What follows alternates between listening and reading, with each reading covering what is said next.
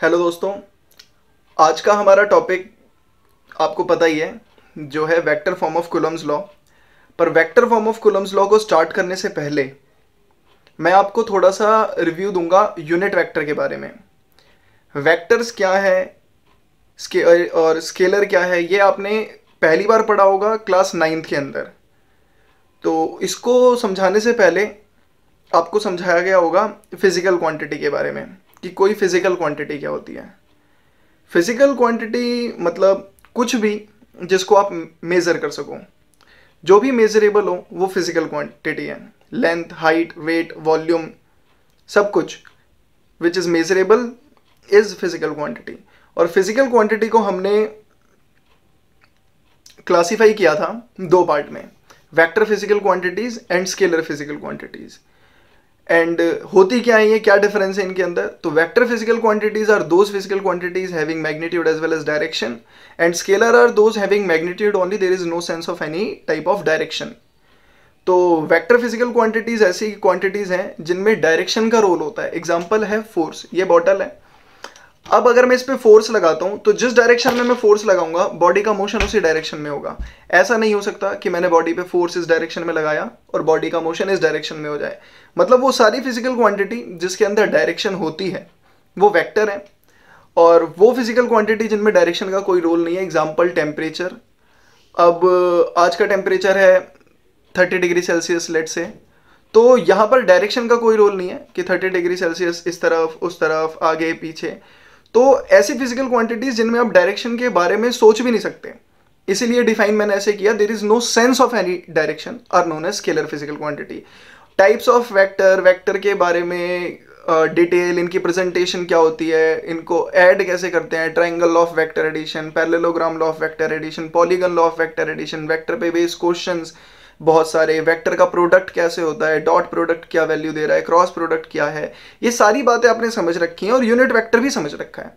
But still मैं vector form of Coulomb's law पढ़ाने से पहले आपको यूनिट वेक्टर बताना चाह रहा हूं थोड़ा सा।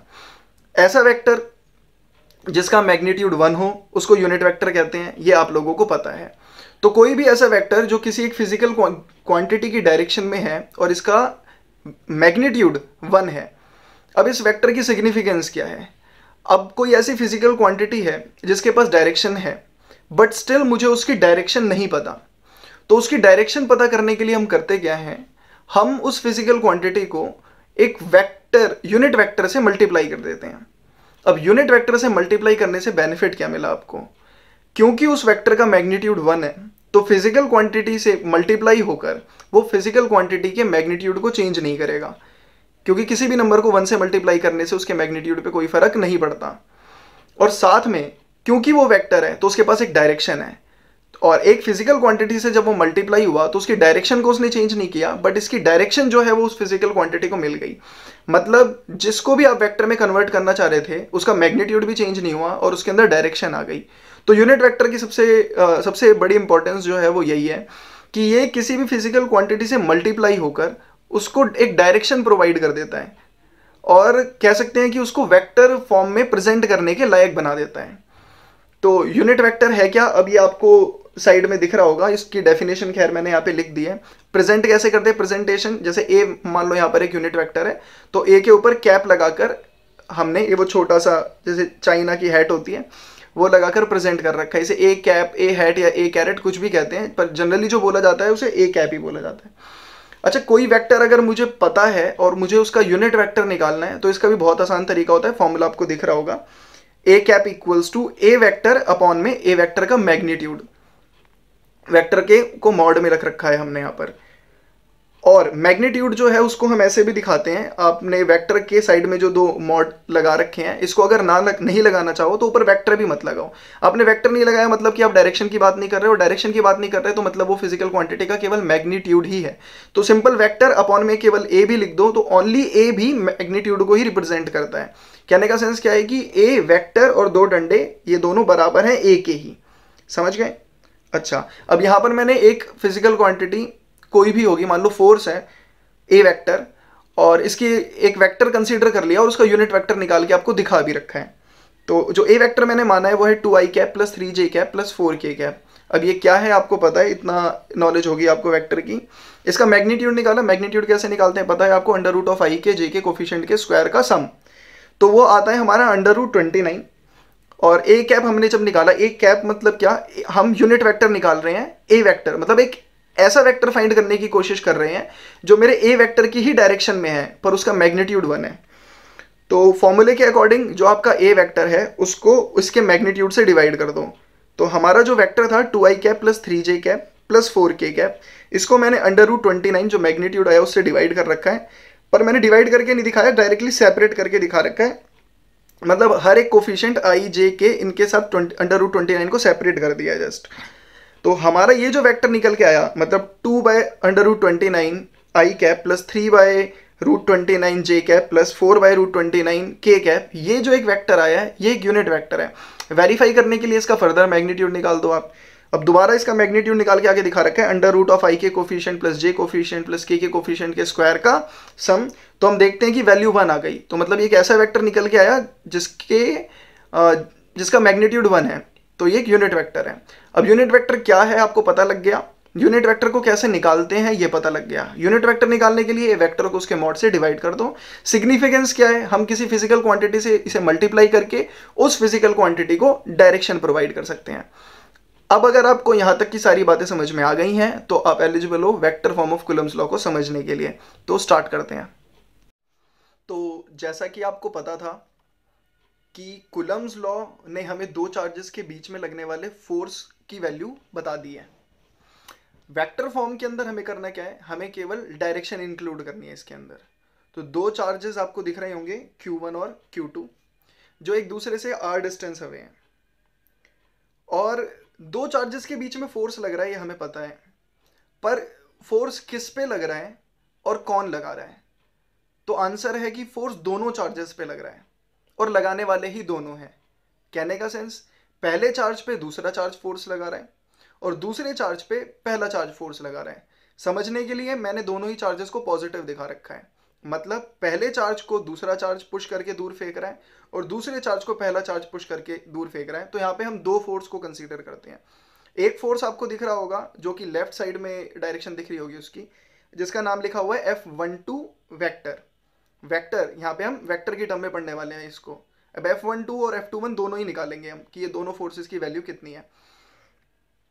F12 की डायरेक्शन आपको लेफ्ट साइड में दिख रही होगी और F21 की डायरेक्शन आपको राइट साइड में दिख रही होगी। अब F12 क्या है, तो F12 हम कंसीडर कर रहे हैं कि ये पहले चार्ज पे लगने वाला फोर्स है और जो दूसरा लगा रहा है तो वो उसी डायरेक्शन में रिपेल करते हुए लगाएगा। तो force on 1 due to charge 2 is F12 vector. Same F21 vector क्या है कि force on 2 due to charge 1। अब दिक्कत हमारे पास सबसे बड़ी ये है कि हम इन्हें वेक्टर में कन्वर्ट करने के लिए जिस यूनिट वेक्टर से मल्टीप्लाई करने वाले हैं उस यूनिट वेक्टर की डायरेक्शन क्या कंसीडर करें। तो इनके बीच का डिस्टेंस r है और डिस्टेंस एक स्केलर क्वांटिटी आपको पता है, पर यहां पर हम इसको वेक्टर की टर्म में पढ़ेंगे और किस तरह से पढ़ेंगे, हम इसको डायरेक्शन देंगे। डायरेक्शन अगर आ गई तो मतलब वो डिस्प्लेसमेंट वाला कंसेप्ट आ गया। देखो डिस्टेंस r ही है, लेकिन अगर मैं 1 से सेकंड को अप्रोच कर रहा हूं तो मैं इसको R12 प्रेजेंट करूंगा, और अगर मैं सेकंड से फर्स्ट को अप्रोच कर रहा हूं तो उसे मैं R21 बोलूंगा। ये यहां पर हमने दिखा भी रखा है यूनिट वेक्टर लिख के कि डायरेक्शन की बात कर रहे हैं हम, मतलब डिस्टेंस वही है। अगर इनके बीच का डिस्टेंस मान लो 0.5 सेंटीमीटर का है, खैर ये भी बहुत ज़्यादा है बट स्टिल अगर इतना भी डिस्टेंस है तो डिस्टेंस वही है, चाहे आप लेफ्ट से राइट अप्रोच करो या राइट से लेफ्ट अप्रोच करो। थोड़ा कोई दूसरा एग्जांपल ले लो, किन्हीं भी दो पॉइंट का डिस्टेंस मान लो 1 किलोमीटर का है, अब आप ए पॉइंट से बी पे जाओ या बी पॉइंट से ए पे जाओ, डिस्टेंस 1 किलोमीटर ही है। फर्क कहाँ पर आ रहा है कि मैं ए से बी की तरफ जा रहा हूँ या बी से ए की तरफ जा रहा हूँ, डिस्टेंस उतना ही है बट डायरेक्शन को इंक्लूड करने के लिए हमने इसे बस एक वेक्टर कंसीडर कर रखा है और उन वेक्टर का नाम दे दिया R12 कैप और R21 cap, unit vector consider कर लिया हमने। फोर्स कितना है जो हमें कूलम्स लॉ से पहले से ही पता है as we know from the Coulomb's law, F is equals to K Q1 Q2 by R square. समझ के लिए मैंने ब्रैकेट में लिख दिया it can be change into vector by multiplying a unit vector, और वो यूनिट वेक्टर हम कौन सा कंसीडर करने वाले हैं आपको पता है। हम बात कर रहे हैं सबसे पहले F21 वेक्टर की। तो F21 वेक्टर को आप देखोगे तो कूलम्स लॉ से जो फॉर्मूला आता है वही लिखा हुआ है हमने, बस K की वैल्यू पुट कर दी इसके अंदर 1/4 पाई एप्सिलॉन नॉट। आपकी इच्छा है करो या मत करो। और इसको अब मेरे हिसाब से आपको इतना समझ में आ गया होगा कि मैंने F21 के ऊपर वेक्टर क्यों लगाया। कुलम्स लॉ ने जो हमें दिया था KQ1Q2/R², यहाँ पर कुछ भी किसी के पास भी डायरेक्शन नहीं थी, पर क्योंकि हमने इसको एक यूनिट वेक्टर से मल्टीप्लाई कर दिया है, यूनिट वेक्टर ने मल्टीप्लाई होकर इसके मैग्नीट्यूड को चेंज नहीं किया क्योंकि यूनिट वेक्टर का मैग्नीट्यूड 1 है, पर डायरेक्शन जरूर दे दिया इसे। तो मतलब अब जो आपके पास क्वांटिटी बची है उसके पास मैग्नीट्यूड भी है जो कि एग्जैक्टली उतना ही है जितना होना चाहिए, और डायरेक्शन इसे मिल चुकी है। तो ये F12 के ऊपर अब आप वेक्टर लगा सकते हो, F12 या फिर F21। सिमिलरली जैसे हमने F21 निकाला वैसे ही आप F12 निकाल सकते हो, डायरेक्शन चेंज हो जाएगी, जहां पर R12 है उसकी जगह पर R21 आ जाएगा। आप अगर चाहें तो इसी फॉर्मूले को थोड़ा सा मॉडिफाई करके भी लिख सकते हैं, चेंज कर सकते हैं थोड़ा सा। इसमें चेंज क्या करेंगे कि जो यूनिट वेक्टर है आपको पता है उसे आप वेक्टर अपॉन में उसका मैग्नीट्यूड लिख करके भी लिख सकते हो। तो आप जहां पर R12 कैप लिखा हुआ है उसकी जगह R12 वेक्टर अपॉन में R12 वेक्टर का मैग्नीट्यूड भी लिख सकते हो, कोई फर्क नहीं पड़ता। बाकी ये इतना भी आपने कर दिया तो वेक्टर फॉर्म खत्म होती है क्योंकि आपने अपने रिजल्ट को वेक्टर के टर्म में कन्वर्ट कर दिया, उसे डायरेक्शन दे दी। अब अगर इसको थोड़ा सा और आगे प्रोसीड करें, क्योंकि कई बार हमें क्वेश्चन इस तरह से भी देखने को मिल जाता है कि शो करो वेक्टर लॉ जो है वो न्यूटन के थर्ड लॉ को भी फॉलो करता है। तो उसमें देखो आपको डायग्राम से देख के ये पता लगेगा कि R12 हो या R21 हो, इन दोनों का मैग्नीट्यूड बराबर है, जो कि आपको पता है। फर्क है केवल इनकी डायरेक्शन का, एक लेफ्ट से राइट जा रही है और एक राइट से लेफ्ट जा रही है। तो आप इसको इस तरह से लिख सकते हो, R12 cap is equals to minus of R21 cap. Equal है मतलब मैग्नीट्यूड पे कोई फर्क नहीं है, माइनस केवल इसलिए लगाया हुआ है क्योंकि इनकी डायरेक्शन अपोजिट है। F12 वेक्टर, उसके नीचे वाला स्टेप F12 वेक्टर, इसके अंदर हमने कोई भी चेंज नहीं किया। आप ऊपर वाले रिजल्ट से अगर F12 वेक्टर वाले रिजल्ट से आप मैच करा के देखोगे तो जहां पर R21 था उसकी जगह पर हमने रिप्लेस कर दिया R12 को, और क्योंकि R21 is equals to minus of R12 तो एक माइनस आपको बाहर दिख रहा होगा। अब अगर आप माइनस के साइन को इग्नोर कर दो तो राइट साइड का जो पूरा का पूरा फॉर्मूला है वो F21 को रिप्रेजेंट कर रहा है, तो इस पूरे की जगह पर आप लिख सकते हो F21। अब यहां से हमें यह पता लगा कि F12 vector is equals to minus of F21 vector, मतलब फोर्स जो पहले चार्ज पे लग रहा है दूसरे की वजह से, या फिर वो फोर्स जो दूसरे चार्ज पे लग रहा है पहले की वजह से, ये दोनों ही फोर्स आपस में बराबर है पर इनकी डायरेक्शन अपोजिट है, मतलब every action has equal and opposite reaction. तो इस तरह से ये न्यूटन के थर्ड लॉ को भी ओबे करता है, खत्म होता है।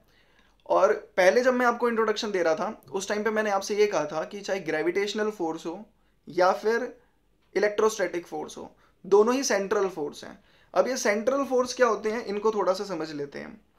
अगर दो बॉडीज के बीच में कोई फोर्स लग रहा है, अब वो फोर्स अट्रैक्टिव है या रिपल्सिव है, कैसा भी फोर्स है, और इस फोर्स की डायरेक्शन इन दोनों बॉडी को ज्वाइन करने वाली जो लाइन है उस पे ही लाई करता है, तो ये फोर्सेस सेंट्रल फोर्स कहलाते हैं। कहने का सेंस, इन दोनों ये दो बॉडीज हैं आपके सामने, इन दो बॉडी को मैंने एक इमेजिनरी लाइन से ज्वाइन कर दिया। अब जो फोर्स लग रहा है वो इसके अलोंग अट्रैक्टिव लग रहा है अंदर की तरफ, या फिर अगर रिपल्सिव भी लग रहा है तो ऐसे लग रहा है, इसी लाइन को अगर आप टिल इन्फिनिटी एक्सटेंड कर दो तो इन्हीं पे लाई कर रहा है, तो ऐसे फोर्सेस सेंट्रल फोर्स कहलाते हैं।